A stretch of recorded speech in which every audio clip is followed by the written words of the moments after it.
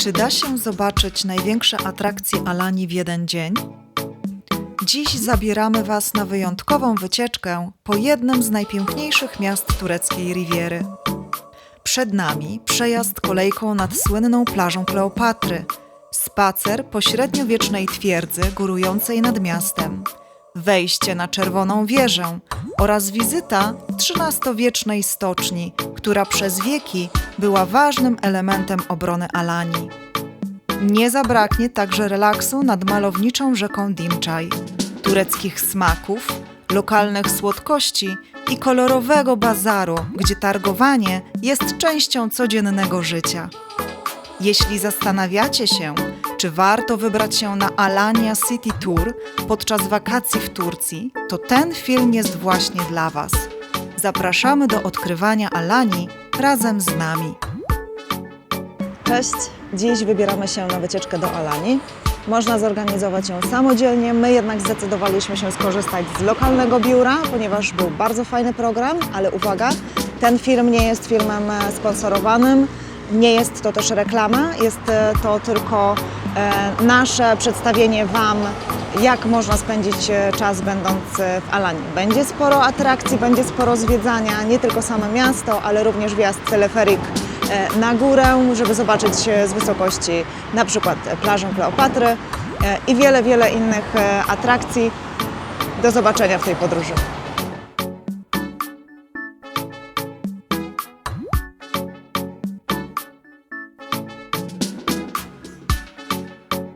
Naszą wycieczkę po Alanii rozpoczynamy od przejazdu kolejką linową teleferik, która w zaledwie kilka minut zabiera nas na wzgórze Kale. Trasa ma około 900 metrów długości i już podczas wjazdu możemy podziwiać jedną z najpiękniejszych panoram miasta.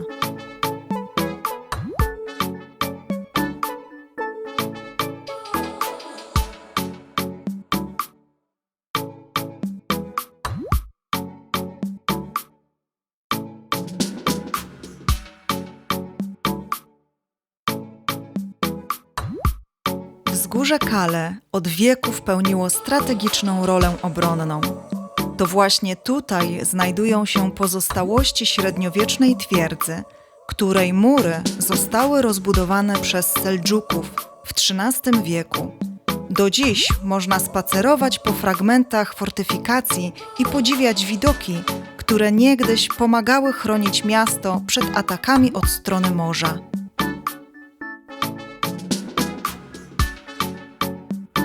Z murów rozciąga się także doskonały widok na słynną plażę Kleopatry. Według legendy egipska królowa miała kąpać się właśnie w tym miejscu podczas swoich podróży po Morzu Śródziemnym. Spacerując po wzgórzu Kale, docieramy także do meczetu Sulejmana. Pierwsza świątynia powstała tutaj już w XIII wieku za panowania sułtana Aladina Kejkubada, a po zniszczeniach została odbudowana w XVI wieku przez Sulejmana Wspaniałego, od którego pochodzi jej nazwa obecna. Dziś jest jednym z najcenniejszych zabytków znajdujących się na terenie twierdzy.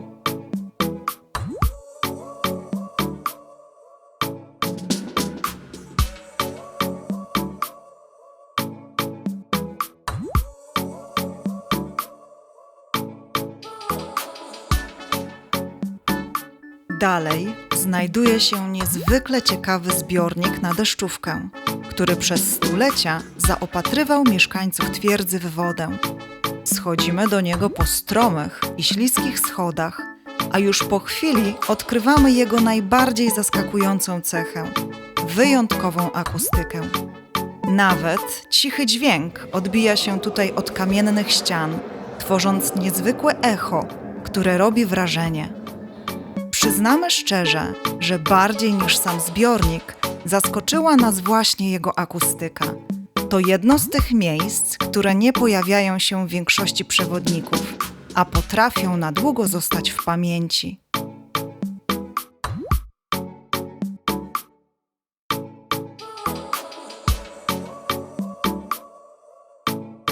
U podnóża wzgórza Kale znajduje się jedna z najpiękniejszych wizytówek Alanii.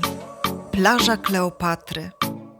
Dziś jest to najbardziej znana plaża Alanii, przyciągająca turystów złocistym piaskiem i krystalicznie czystą wodą. Trudno się temu dziwić. Widok turkusowego morza otoczonego górami naprawdę robi wrażenie. I tak, jesteśmy po pierwszej części wycieczki. Aktualnie znajdujemy się na plaży Kleopatra.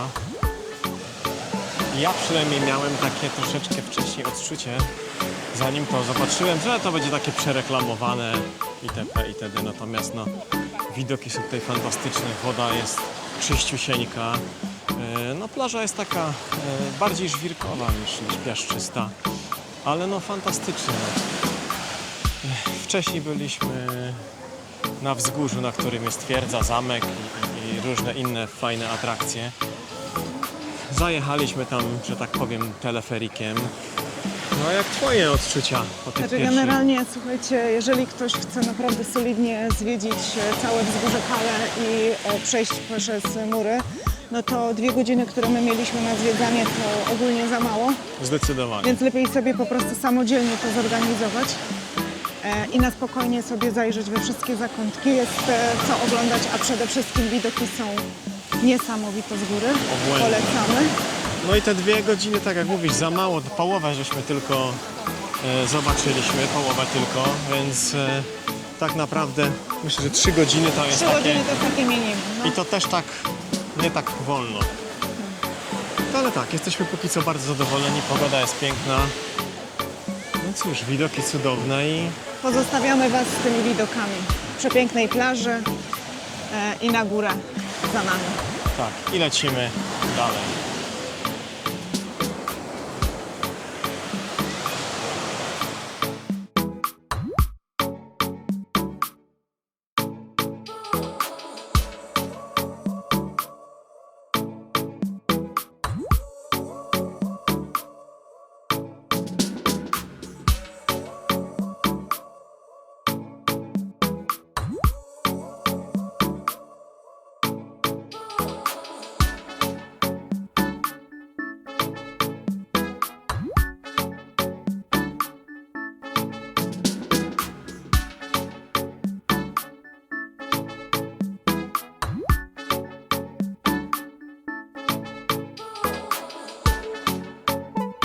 Kolejnym przystankiem na naszej trasie są XIII-wieczne stocznie seldżuckie, położone u podnóża wzgórza Kale, tuż nad linią brzegową.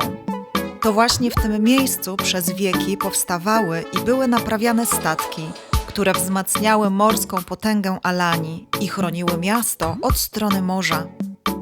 Dziś możemy zajrzeć do surowych, kamiennych hal wykutych w skale i zobaczyć, jak sprytnie wykorzystano naturalne ukształtowanie wybrzeża. Całość robi ogromne wrażenie, szczególnie gdy uświadomimy sobie, że to wszystko ma już ponad 700 lat.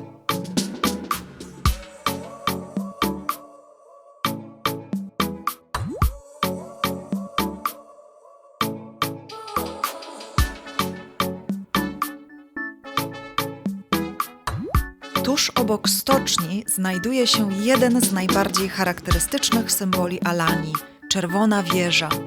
Zbudowana również w XIII wieku za panowania sułtana Aladina Kejkubada i przez stulecia strzegła portu oraz stoczni przed atakami od strony morza.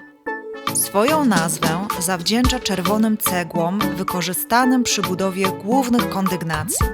Wieża ma około 33 metry wysokości i do dziś jest jednym z najlepiej zachowanych przykładów seldżuckiej architektury obronnej w Turcji.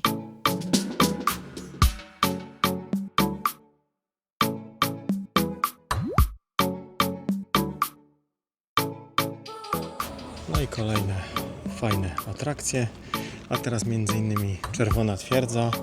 Nie do końca ją przewodnik polecał z tego względu, że jest ponoć 80 bardzo wysokich stopni do pokonania. Ile naliczyłaś? 79 są wysokie, jakieś na pół metra, to fakt. Gdzieś może minęłam jakieś schodki.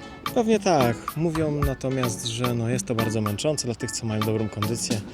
ale wydaje mi się, że na spokojnie każdy wejdzie. Nam to zajęło, nie wiem, 2-3 minuty. Jesteśmy u góry. Widoki świetne. Warto. Uważamy, że warto.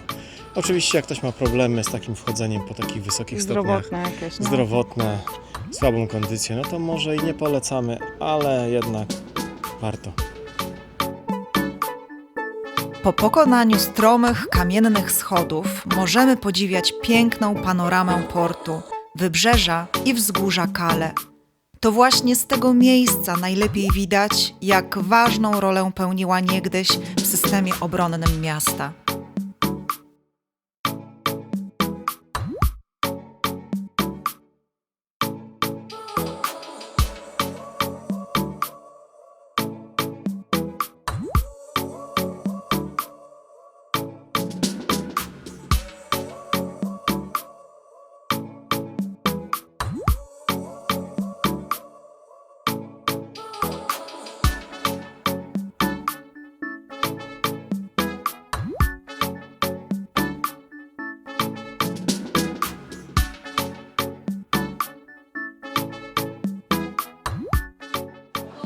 Ona miętą pachnie.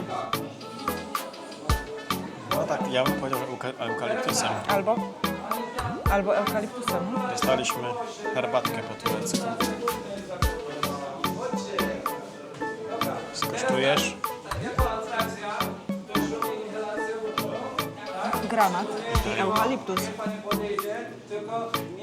Zdrowie. Bo teraz przyszedł Ojej. czas na jakieś Ale- zakupy. Ale jest tak. Ale cindencyna. Tak, jesteśmy w takim sklepie, jak to zwykle na takiej wycieczce. Trzeba przyjechać, zobaczyć, coś kupić. No, chyba w każdej wycieczce, w której byliśmy, zawsze był taki postój w jakimś sklepie. Perfumy, jedzenie, przyprawy, whatever. Tak, więc tu mamy dokładnie to samo. To samo.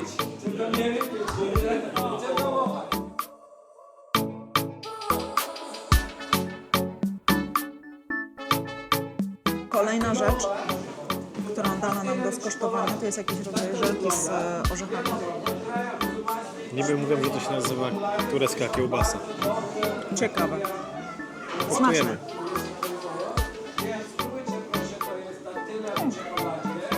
Galaretka z orzechami włoskimi. Taka dżemowa. O, smaczne, Słodkie. ale szału nie ma.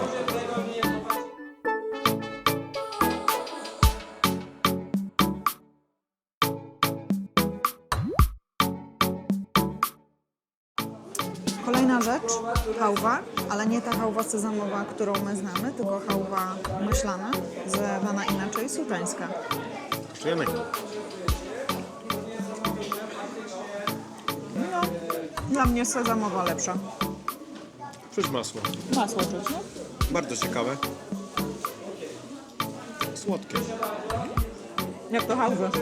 Spoczko. Mi przypomina te ciastka takie maślane z wzorkami, co się robiło, nie pamiętam No, jak się były nazywa. takie, no kruche ciasteczka maślane, o to Tak. ci chodzi. Można do tego porównać. Smak z dzieciństwa.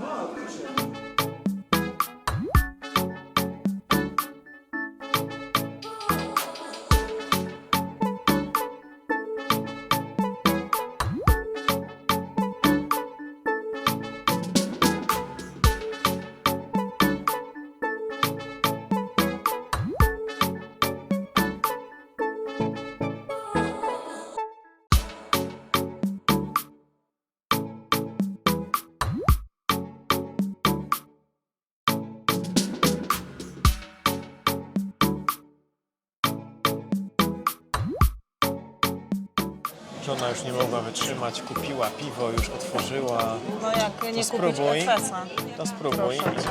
i powiedz, takiej butli. czy jest dobry. Po takiej ciężkiej wycieczce, w sensie w takim gorącu, pewnie jest dobry. Tureckie piwo. Być w Turcji i nie napić się tureckiego piwa? Jeszcze w takich okolicznościach.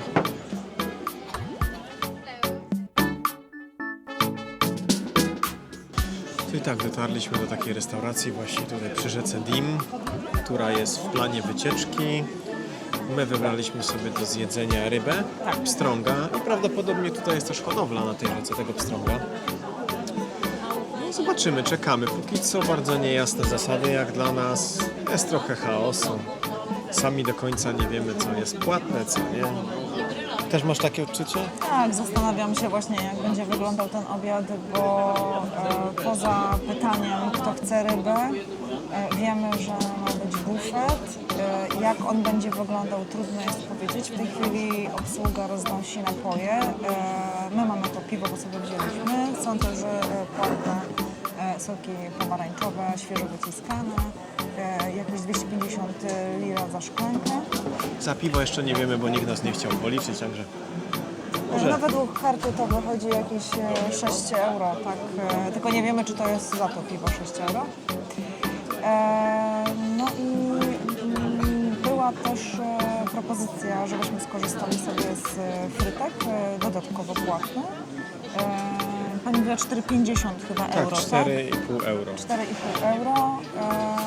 No my nie zdecydowaliśmy się aż tak na frytki, czekamy na tę naszą rybę i zobaczymy, jak będzie Sami nie układane. wiemy do końca, co ma być w tym naszym zestawie, bo jak ostatnio z tego samego biura byliśmy na wycieczce, no to zestaw miał wszystko, tak? Mieliśmy Tak. tylko do wyboru dodatkowo płatne kalmary, bądź inne tam przysmaki, ale frytki, surówki i tak dalej były w cenie. No tutaj tak jest do końca jeszcze niejasne, ale zobaczymy.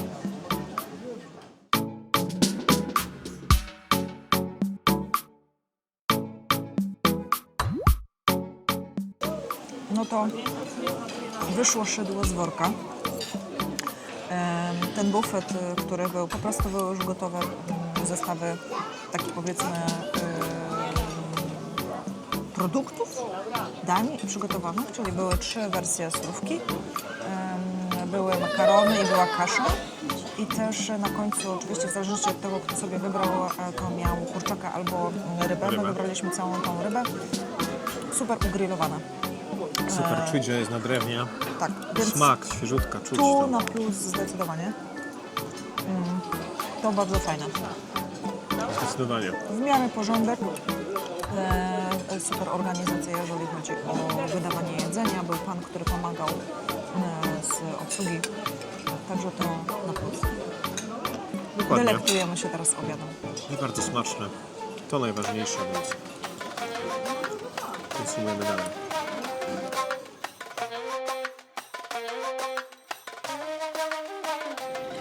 Ruszamy na podbój bazaru. To ostatni punkt programu naszej wycieczki. Szukam kolejny raz czegoś z bawełny. Zobaczymy, co tutaj uda mi się wysznupać. Czy Marek? nas pokona tym razem bazar, czy nie? Zobaczymy. Marmary z zakupy były takie, no, byle jakie, no. Nie do można było się końca. targować. Zobaczymy, jak to tutaj będzie. Pokażemy Wam, jak to wygląda.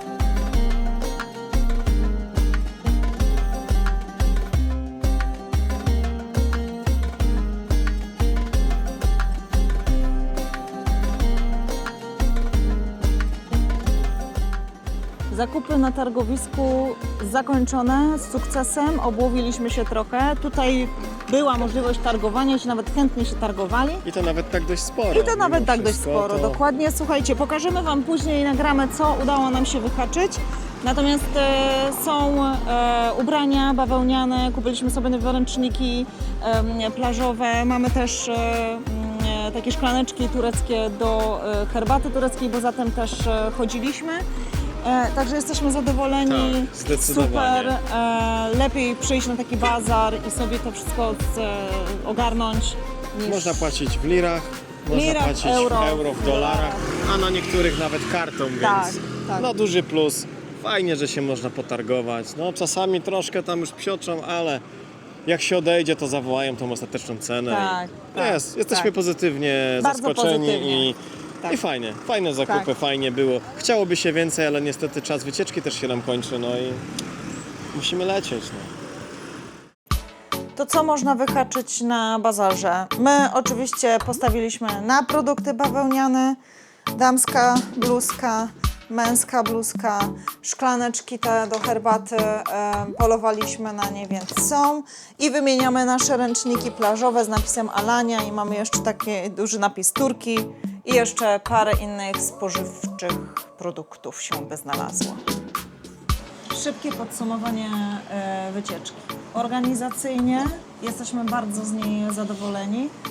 Autobus przyjechał właściwie na czas, tam z lekkim, kilkuminutowym opóźnieniem, więc to się nie liczy. Bardzo wygodny, komfortowy, klimatyzowany. Kierowca zarąbiście jeździł. Mieliśmy przewodnika polskojęzycznego i mieliśmy przewodniczkę, która jest licencjonowanym przewodnikiem w Turcji. Obwiezieni byliśmy po wszystkich miejscach bezpiecznie, więc jeśli chodzi o kwestię transportu i takiej organizacji, to jak najbardziej na plus. I tak, uważam, że super miejsca były wybrane do wycieczki, Tak. bo zobaczyliśmy fajne, to raz. Dwa, tak jak Justyna powiedziała, organizacyjnie, bardzo fajnie. No i trzy to cena i myślę, że to też jest na duży plus, bo zapłaciliśmy za jedną osobę. 179 zł i uważamy, że jakbyśmy mieli to te wszystkie miejsca zobaczyć sami, organizować się samodzielnie, przejeżdżać między atrakcjami, czy to taksówką, czy jakimiś busikami lub innym prywatnym transportem, plus wejścia wszędzie do atrakcji i przejażdżka, teleferyk, to prawdopodobnie, jeszcze jedzenie, Jedzenie, to dokładnie. prawdopodobnie byśmy zapłacili dużo więcej i no, jakby organizacyjnie by pochłonęło nas to dużo więcej energii. Także my jesteśmy zadowoleni z kolejnego naszego wyboru. Jeżeli chodzi o wyjazd, myślimy, że pozostaniemy wierni już tej opcji przy każdych kolejnych wyjazdach do Turcji, tak? Więc można powiedzieć, że tak, czy warto? Zdecydowanie tak. Jedyny taki minus to jest to, że jednak dość mało czasu się ma na niektóre atrakcje i tu niestety no wiadomo, że na tym wzgórzu jakby tam była ta godzina więcej, jak już wcześniej wspomnieliśmy, to byłoby super. No i dla nas taki punkt, wiadomo, że to jest obowiązkowy w tych wszystkich takich wycieczkach. Te takie sklepy, do których się zajeżdża, żeby kupić jakieś perfumy i tak dalej, tam wiadomo, pokazy, degustacje i tak dalej. Dla nas to jest zbędne, ale jeśli ktoś My tego lubi, nie potrzebujemy, ale Dokładnie. jakby podróżujący z nami inni turyści chętnie z tego skorzystali, więc jakby wyrównuje się, jest pół na pół. Każdy jest szczęśliwy i tyle. Także Tak. super podróż, super wycieczka. Mam nadzieję, że Wy również skorzystacie z tego filmu. Jeżeli tak, jeżeli Was zainspirujemy, zostawcie lajka, zostawcie komentarz o swoich doświadczeniach. No i oczywiście subskrybujcie kanał po więcej podróży. Dokładnie. Do zobaczenia w kolejnej podróży.